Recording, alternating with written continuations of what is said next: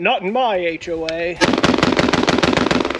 Gentlemen, welcome back to the Surplus Bunker. Today, I've got another Palmetto State Armory review for you. Is PSA just as good?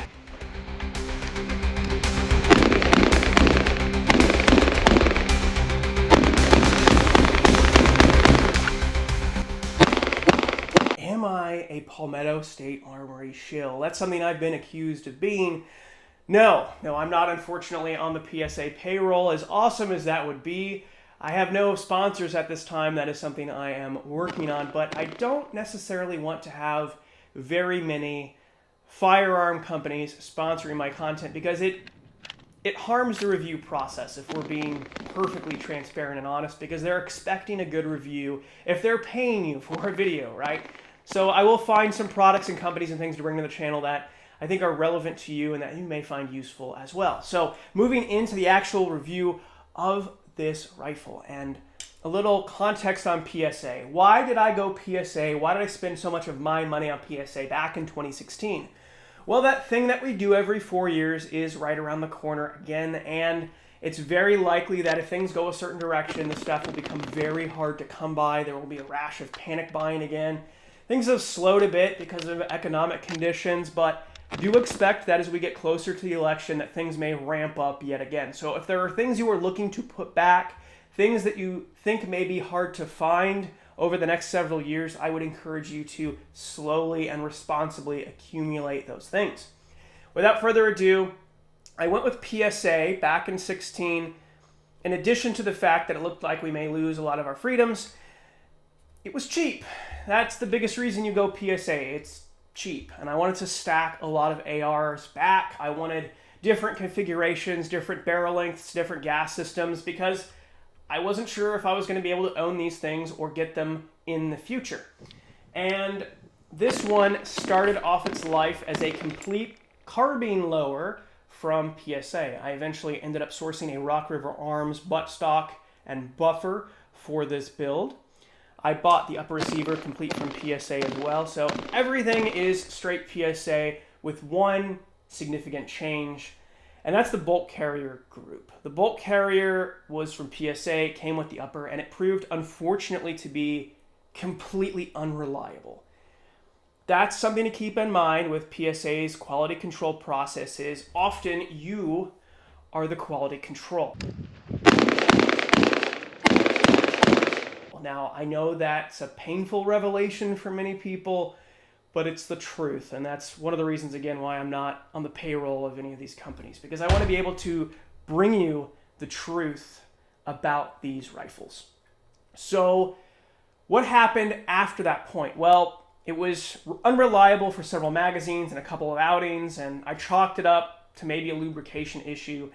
But I ended up swapping the bolt carrier out for a Fail Zero carrier. And since the swap to the Fail Zero carrier, I have found this rifle to be 100% reliable. We're sitting at about 700 or 800 rounds approximately on this rifle as currently configured. So reliability, pretty good. Accuracy, 1 to 3 MOA. That seems to be about my average, especially with Palmetto rifles.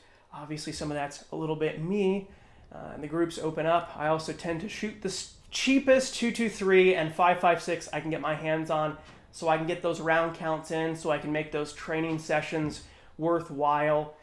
CJ, who's been on the channel before, will shake his head at stacking cheap ammunition, but you got to do what you got to do to get the round counts in, and often that's going to be the stuff you are also likely stacking and shooting as well, so I think that that's a pretty realistic evaluation of the reliability and the accuracy that you're likely going to achieve out of this. Now, magazine compatibility, I've run all types of mags with this lower. I did have some fitment issues on my other PSA lower, kind of a one-of-one issue with a Steel Pro mag.